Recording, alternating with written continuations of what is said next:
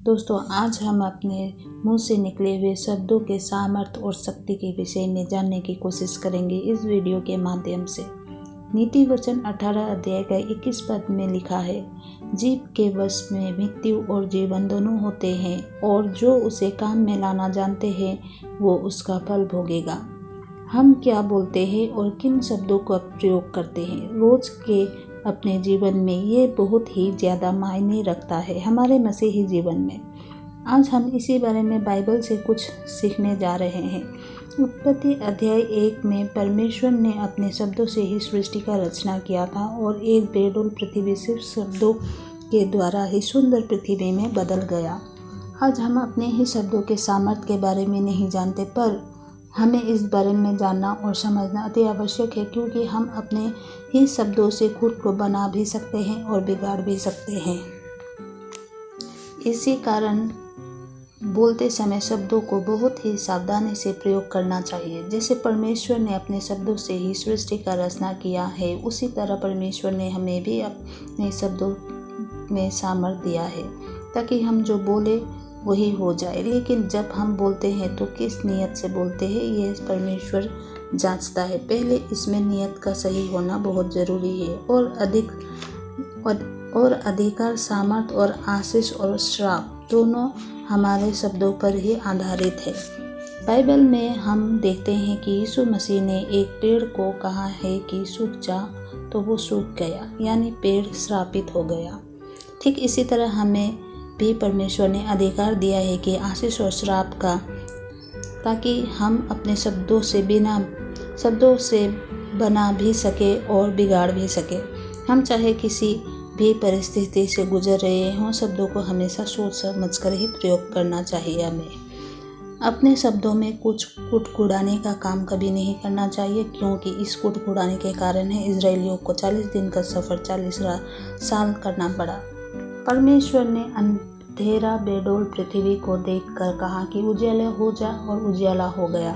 अर्थात समस्या चाहे जितना भी बड़ा हो, हारना और हताश नहीं होना है हमें, और अपना संतुलन नहीं खोना है, बल्कि उस समय शब्दों को सकारात्मक रूप से इस्तेमाल करके जीवन का आरंभ करना चाहिए। क्योंकि जिस तरह परमेश्वर के शब्दों से अंधेरा हट गया था, ठीक उसी तरह आप के जीवन से भी समस्या हट जाएगा।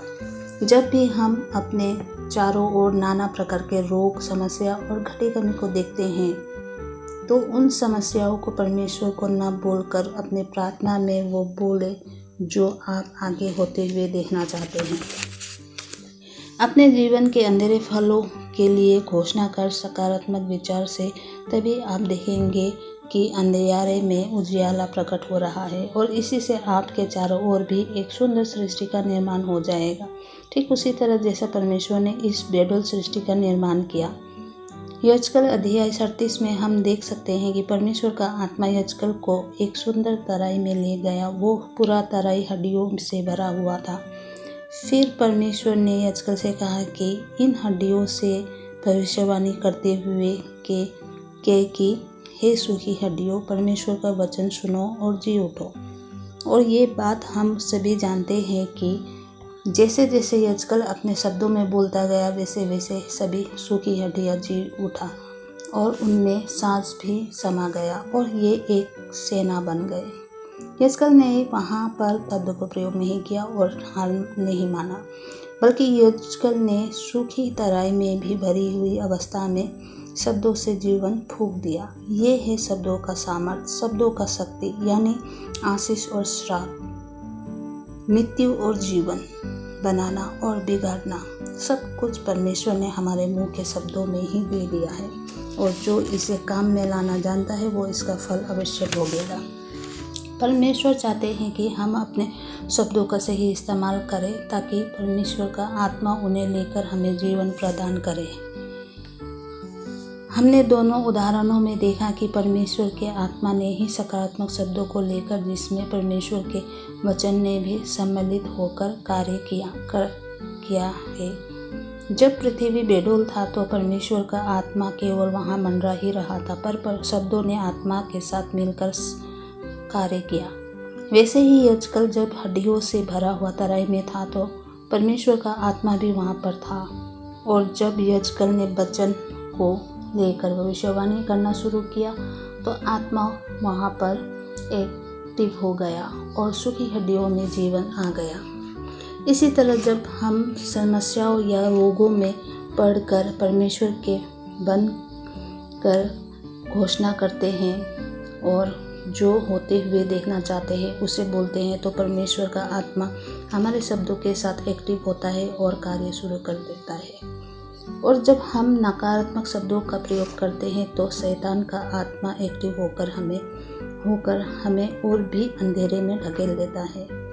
अब हमें ये सोचना है कि हम किन शब्दों का प्रयोग करते हैं या आगे करना चाहिए। सारा दिन गलत शब्दों का प्रयोग करके प्रार्थना में सुंदर सुंदर शब्दों को चुन चुन कर बोलने से नहीं होगा, क्योंकि परमेश्वर आपको उस समय भी देख रहा होता है जब आप प्रार्थना में नहीं होते हैं। जानते हैं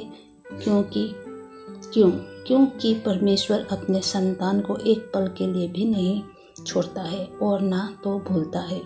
इसीलिए हर पल, हर सेकंड, रात हो या दिन हो, प्रार्थना में हो या ना हो, शब्दों पर विशेष ध्यान दिया कीजिए। तो दोस्तों, आज का मेरा मैसेज इतना ही था। प्लीज़ मेरे वचन को सुनकर लाइक, शेयर एंड कमेंट कीजिएगा।